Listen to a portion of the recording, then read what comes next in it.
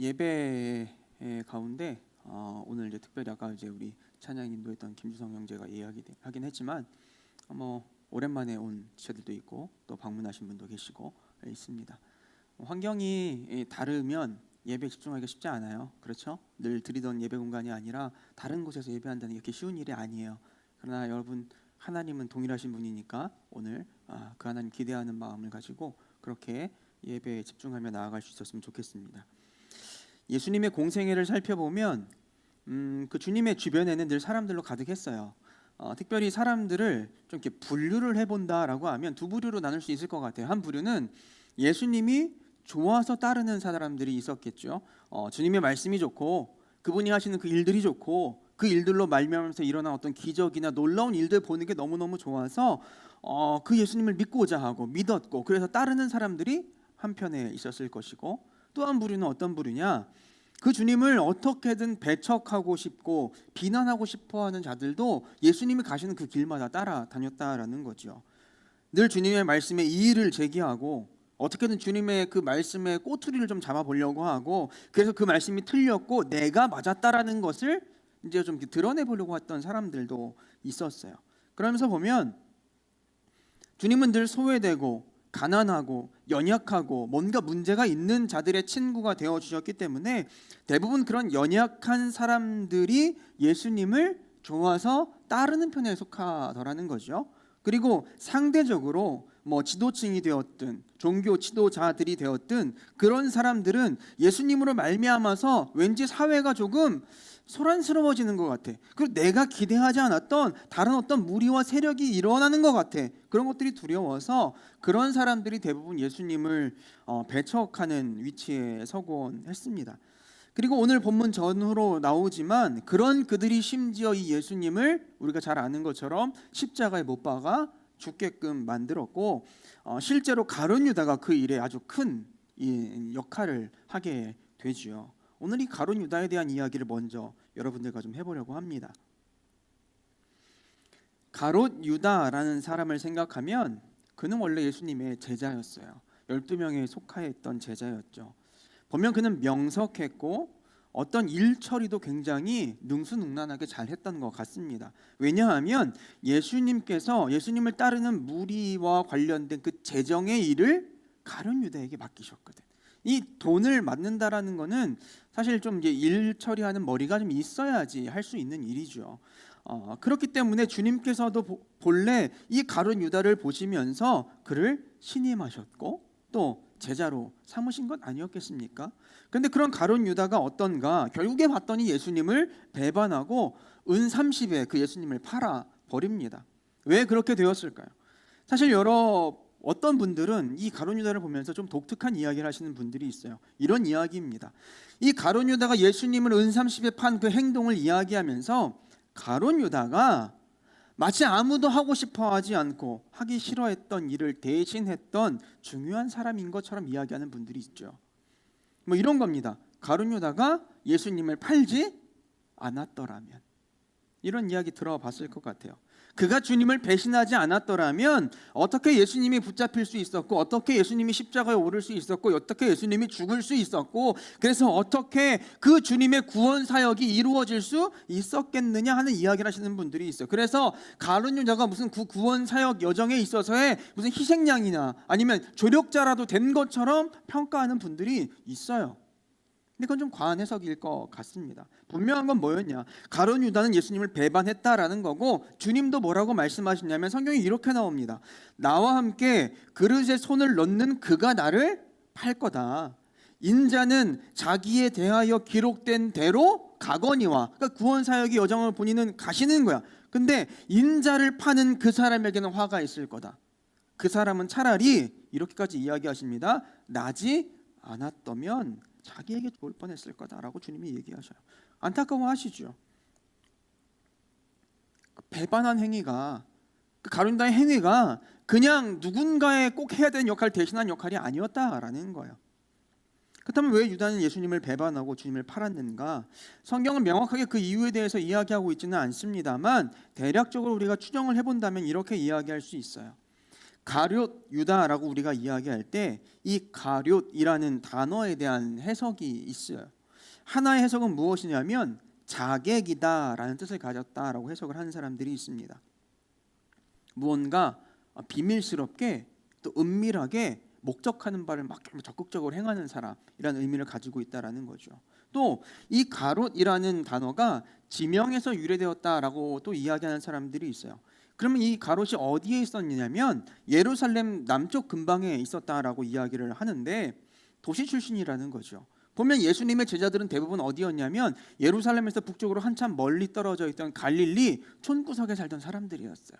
네, 배움도 없고 도시도 아니고 시골에서 그냥 그렇게 업으로 뭐 하다가 낚시하다가 그러다 예수님께 부름받아서 온 사람들이었는데, 이 유다는 뭐였냐면 당시에 정치적으로 문화적으로 종교적으로 중심지 역할을 했던 예루살렘 그 근처에서 진보적이었고 배움을 가질 수 있었던 여건에 있었던 사람이었다라는 거죠. 그래서 그는 급진적인 개혁과 독립을 추구하는 사람이었다라고 해석을 합니다. 그래서 많은 이들이 이런 평가들을 두루두루 합쳐서 뭐라고 얘기하냐면 이 유다는 모르긴 몰라도 열심당원이었을 거라고. 열심당원이 뭐냐? 우리로 이야기하면 일제시대에 독립운동을 했던 사람들인 거야. 그것도 그냥 뭐 투쟁하자가 아니라 칼을 들고 총을 들고 일제와 맞서야 한다라고 했던 이런 사람들과 비슷할 것 같습니다. 그러니까 로마로부터 지금 유대가 이렇게 탄압을 받고 이렇게 속국으로 되어 있는데 그 상황을 어떻게든 우리가 힘을 내어서 극복하고 우리가 독립을 이루어야 된다, 이런 부류의 사람이었다라는 거죠. 자, 그런 그가 예수님을 만났을 때 그가 이런 생각을 했다라는 거예요. 그는 이분이 어떤 자신의 열망, 자신이 원하는 그 독립이나 뭐 이런 것들에 대한 성취를 이루어 줄 뿐이다라고 마음에 느꼈다라는 거죠. 내가 이 예수님을 잘 따르면 분명 내가 원하는 대업이 이분을 통해서 이루어질 것 같다라는 생각을 했다는 거예요. 더해서 자기도 그렇게 애쓰면 주님께서 자신이 원하던 유다 독립을 이루실 그때 뭐 한 자리라도, 제자들 중에 누군가 막 그랬던 로비했던 일도 성경에 나오지 않습니까? 한 자리라도, 한 몫이라도 단단히 챙길 수 있지 않을까, 뭐 이런 생각들을 했던 것 같아요. 어떻게 알 수 있느냐? 성경은 그를 가리켜서 도둑이라고 이야기하기 때문에 그렇죠. 욕심이 많았다라고 말씀하기 때문에 그렇습니다. 어쨌든 그렇게 주님을 따랐고 또 나름대로 능력도 있고 학력도 있어 보였던 사람이었던 이 가룟 유다가 예수님을 팔았다라는 거죠. 이 성경에 예수님의 이 십자가의 사건 여정 중에 클라이막스라고 할 수 있는 예루살렘 입성의 사건 때도 그렇습니다. 수많은 사람들이 나귀를 타고 예루살렘 성으로 들어오시는 예수님을 향해서 호산나라고 외쳤어요. 종려나무 가지 막 이렇게 흔들면서 그렇게 호산나, 뜻이 뭡니까? 우리를 구원해 주세요라고 외쳤다라는 거죠. 그렇게 주님이 예루살렘에 입성하실 때만 해도 이 가룟 유다는 그래, 내 말이 맞았어, 내 생각이 맞았어라고 생각했을 것 같아요. 그래, 내가 잘 선택했네라고 생각했을 것 같아요. 근데 반전이 생기죠. 예루살렘에 입성하신 뒤에 주님은 계속해서 이런 뉘앙스의 말씀을 하십니다. 뭐냐? 내가 죽을 거야. 내가 죽을 거야. 그 과정 속에서 이 유다가 뭘 느꼈을까요? 자기의 뜻과는 다른 계획, 다른 방향으로 걸어가시는 것 같아 보이는 주님. 그로부터 실망감이 들었겠죠.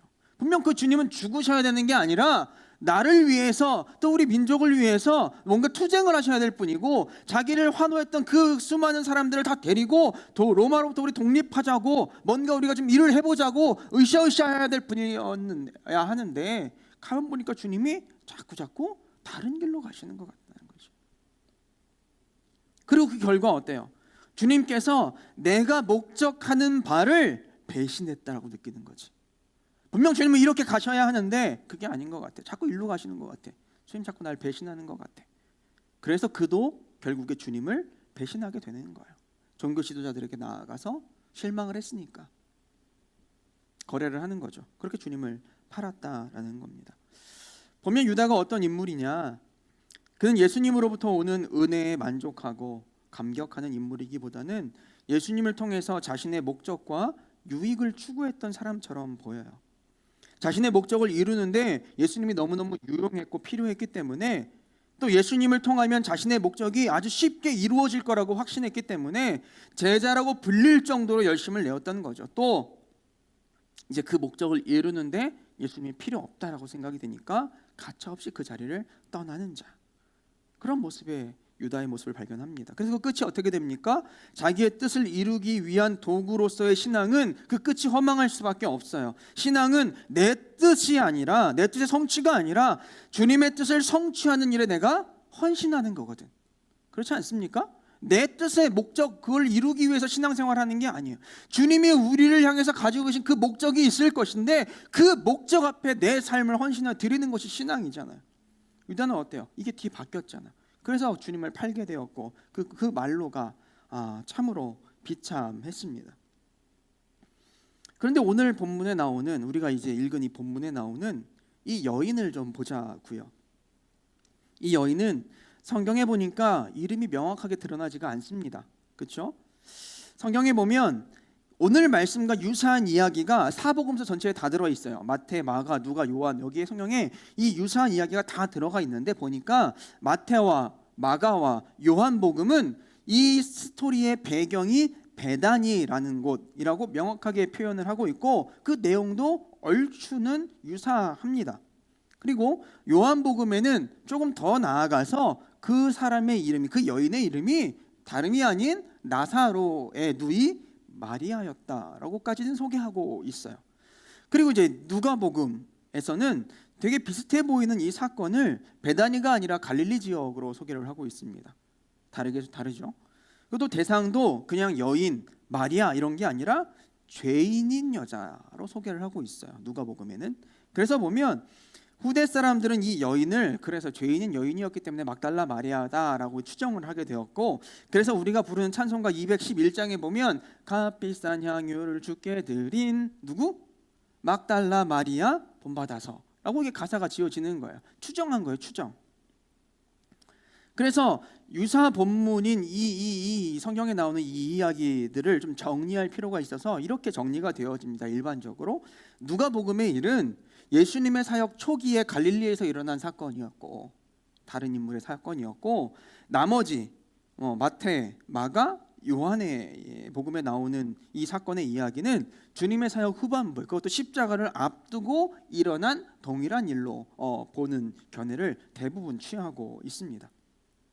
자, 그런 오늘 본문에 나오는 이 여인의 모습을 생각해 보면 그냥 주님께서 나병 환자 시몬이라는 사람의 집에서 식사를 하실 때, 우리가 잘 아는 이야기잖아요. 그 주님께 다가갑니다. 다가가서는 너무너무 값진 향유를 그 앞에서 깨트리는 거예요. 깨트려서 그 주님의 머리에 부었다라고 나오고, 요한복음에 따르면 주님의 발에 부었다라는 거예요.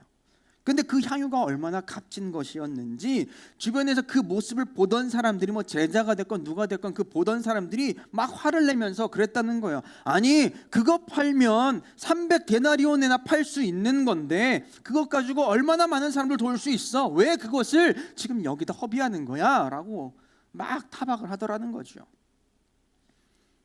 300데나리온 우리가 잘 알잖아요. 거의 1년치 임금에 해당하는, 노동자 임금에 해당하는 금액입니다. 뭐 적게 잡아도 오늘날로 따지면 수천만 원의 값어치가 있다라는 이야기죠.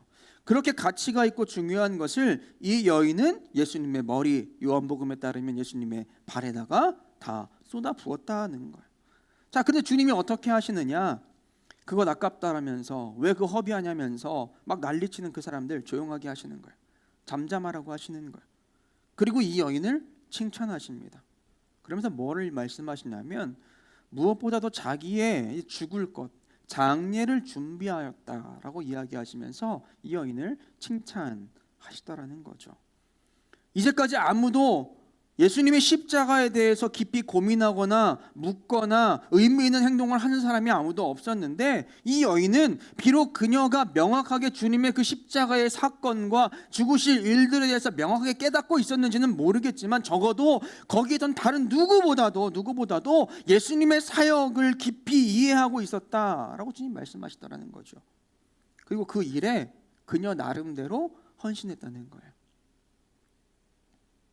그래서 주님은 이런 복이 어딨어, 복음이 전해지는 곳마다 이 여자의 일도 증거되고 그래서 칭찬받게 될 거다라고 말씀하시는 하십니다. 그게 오늘 읽은 우리의 말씀이에요. 이 여인에 대해 생각해 보자고요. 자, 이 여인이 어떤 심정으로 지금 이런 행동을 하고 있냐 이거죠. 이 여인에게 있어서 깨트린 그 향유라는 것이 내가 가진 많은 향수들 중에 하나였을까? 그냥 그렇게 흘려버려도 괜찮은 넉넉한 사람이었을까? 아닙니다. 그렇지 않아요. 이 여인에게 이 향유는 자기의 혼례를 준비하는 가장 중요한 재산 중에 하나였을 거예요. 가장 소중한 거고 가장 아끼는 것이었습니다. 근데 그런 그녀에게 주님이 어떤 분이셨느냐, 그런 중요한 물건조차도 기쁨으로 흘려버릴 수 있는 대상, 그만큼 사랑하는 존재, 너무너무 나에게 소중한 존재, 주님이었다는 거예요. 보니까 가룟 유다와의 차이가 여기 있는 것 같아요. 이 여인은 자기의 목적을 이루기 위해 예수님을 찾지 않았어요. 이 여인은 그저 주님을 사랑하는 마음으로 주님의 목적을 이루는데 내가 어떤 모양이 되었든 헌신할 수 있기를 소망하는 마음으로 주님 앞에 나아가는 거예요. 그녀는 이 향유를 흘려보내면서 주님이시니까, 능력이 많은 주님이시니까 이거보다 더 큰 향유를 나에게 갚아주실 거야 라고 기대하지 않았어요. 그저 주님께서 말씀하신 대로 그분이 진짜로 죽으실 것 같은데, 내가 명확히는 알지 못하지만 이 주님이 뭔가 심각한 상황 속으로 들어가실 것 같은데 그걸 자꾸 말씀하시는데, 어떻게든 내가 사랑하는 그 주님이 가시는 길이, 그 길에 내가 의미 있는 일 하나쯤은 하고 싶다라는 그 열망. 왜요? 그분을 너무너무 사랑했으니까. 그 열망 가지고 나아간 거예요. 자기를 아무리 살펴봐도 나는 다른 남성들처럼 힘도 없어요.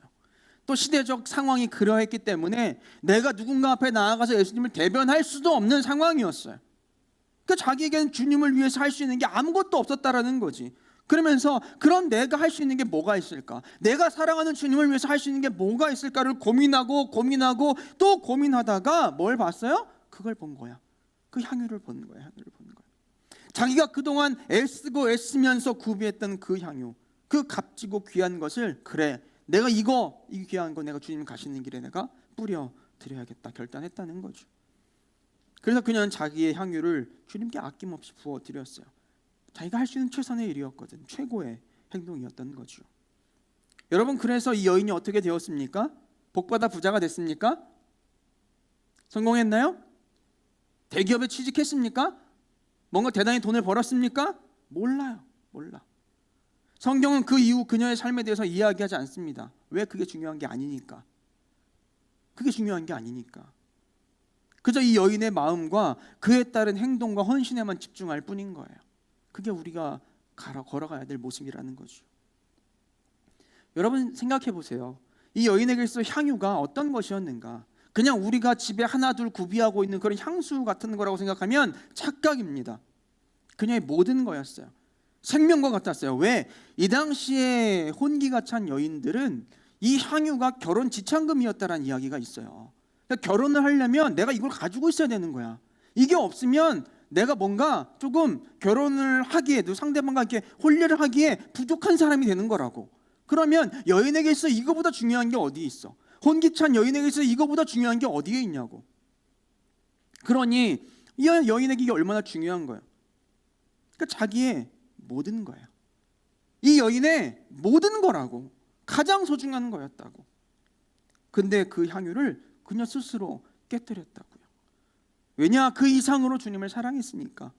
주님께서 가시는 길에 너무나도 소중한 의미가 그 길에 있음을 이 여인이 알았기 때문에, 느꼈기 때문에 그러는 거예요. 그저 더 잘 살고 더 잘 누리고 더 많은 것을 가지고자 투자한 게 아니에요. 투자한 것이면 성경에 그 이후에 그녀가 어떻게 되었고 어떻게 삶이 변했는지 이야기했을 겁니다. 근데 그런 이야기는 없어요. 왜? 이 여인은 뭔가 대단한 것을 기대하며 주님께 나아간 게 아니니까. 그래서 주님을 사랑하는 마음으로 헌신한 것이니까. 보면 가룟 유다와 이 여인의 차이가 명확하지요. 이 둘은 예수님에 대한 이해부터가 달랐어요. 유다에게 예수님은 그저 성공과 목표를 이루는 도구에 불과했고, 이 여인에게 주님은 자신의 모든 것이었어요. 가룟 유다에게 주님은 밟고 넘어가야 되는 디딤돌 같은 거였고, 이 여인에게 주님은 늘 바라보고 또 바라봐야 될 구원자였고 모든 것이었다. 사실 이 여인이 요한복음의 말씀과 같이 나사로의 누이 마리아였다라고 한다면 그러면 좀 더 이해가 쉬울 것 같아요. 여러분, 나사로의 누이 마리아가 어떤 인물입니까? 성경에 이 여인의 이야기가 몇 차례 나와요. 하나는 예수님을 대접해야 되는 상황에서 자기의 언니였던 마르다는 예수님을 대접하려고 막 부엌에서 쿵짝쿵짝쿵짝 막 요리를 하고 있는 거야. 근데 마리아 뭐 하고 있었어요? 예수님 앞에 나아가서 말씀을 듣고 있었어요. 그게 마르다가 너무 화가 난 거야. 나만 일하니까. 예수님한테 막 화를 냈잖아요. 쟤 좀 뭐라고 하시라고. 예수님을 접대해야 되는데, 누군가 일을 해야 되는데 나만 하고 있지 않냐고, 뭐라고 좀 하시라고 했던 이야기가 성경에 나오죠. 또 나사로가 죽은 지 사흘이 되었을 때 주님 앞에 나와서 울던 여인으로도 성경에 나옵니다. 오라비가 죽었을 때 주님이 좀 지체돼서 도착을 하셔서 이미 장례를 다 해버렸잖아요. 그러니까 너무나 슬픈 나머지 늦게 오시는 예수님 앞에 나아가서 막 울면서 그렇게 이야기했던 여인으로도 성경에 나옵니다. 근데 보세요, 그런 마리아가 어디에서 주님의 말씀을 들었고 어디에서 오라비를 위해 울었냐 이거예요. 누가복음 10장 39절에 이렇게 나옵니다.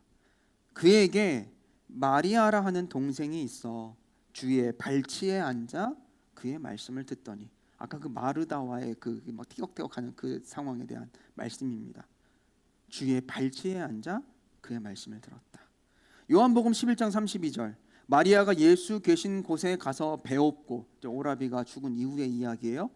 뭐라고 말씀하냐면 그 발 앞에 엎드려 이르되 주께서 여기 계셨더라면 내 오라버니가 죽지 아니하였겠나이다 하면서 막 울었다는 거죠. 마리아는 늘 주님의 발 앞 가장 가까운 곳에서 주님 바라보기를 원했어요. 그리고 실제로 그런 모습을 보여줍니다. 심지어 오늘 본문과 유사 본문인 이 요한복음 12장에 보면 이렇게 말씀해요.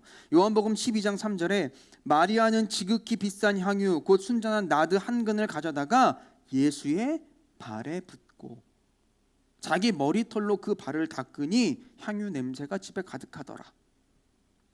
그녀가 지금 어디에 있습니까? 이때도 마리아는 주님의 발 앞에 있어요. 주님 가장 가까운 곳에서 향유를 붓는 모습으로 자기의 그 신앙을 고백합니다. 이때도 주님 바라보고 있었던 거잖아요. 보세요, 오늘날 예수 믿는다는 많은 이들이 있습니다. 다른 누구 이야기할 것도 없이 오늘 우리도 이처럼 모여서 이렇게 예배 드리고 있어요. 그러면 오늘날 예수님을 믿는 우리는 과연 어떤 믿음과 자세로 예수님을 바라보고 있냐 이거예요. 보면 분명한 사실은 점점 더 예수님 자체에 대한 깨달음과 주님에 대한 알기 위한 목마름보다는 우리의 신앙이라고 하는 것이 점점 더 부적처럼, 내 인생 성공을 위한 도구처럼 여겨지는 것 같습니다. 마리아와 같은 모습이 아니라 자꾸 가룟 유다 같은 모습으로 우리의 모습이 흘러가는 것 같아요. 보면 신앙인이라고 하는 사람들이 더 욕심이 많고요.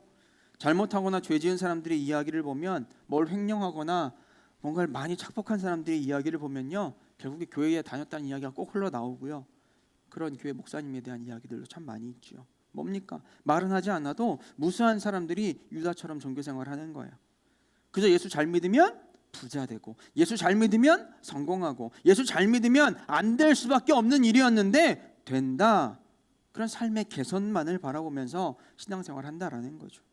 무엇을 보고 있는 건가요? 주님 바라보는 겁니까? 아니죠. 말은 주님 바라본다고 이야기하지만 바라보는 것은 주님 너머의 자신의 목표, 자기의 성공 바라보고 있는 거예요. 주님과 신앙과 예배, 그런 거는 그런 것들을 돕는, 나의 성공을 돕는, 그것을 이어주는 협력자, 조력자, 도구, 부적에 불과한 거예요. 많은 경우 이 여인의 이야기를 설교로 말씀하면서 헌신에 대한 이야기를 참 많이 해요. 그래서 이 마리아에 대한 이야기 이렇게 찾아보면 대부분 다 헌신에 대한 이야기를 이야기합니다. 그런데 저는 오늘 말씀을 준비하면서 헌신에 대한 것을 좀 이야기하고 싶긴 했는데 마음에 걸리는 게 있었어요. 정말 우리가 헌신이라는 것을 입에 올릴 만한 그런 신앙의 삶을 제대로 살고 있는지가 찔리는 거야. 주님을 바라보고 있지 않은데, 주님을 늘 바라보려고도 하지 않는데, 그런 사람의 헌신이라고 하는 게 무슨 의미가 있겠어요?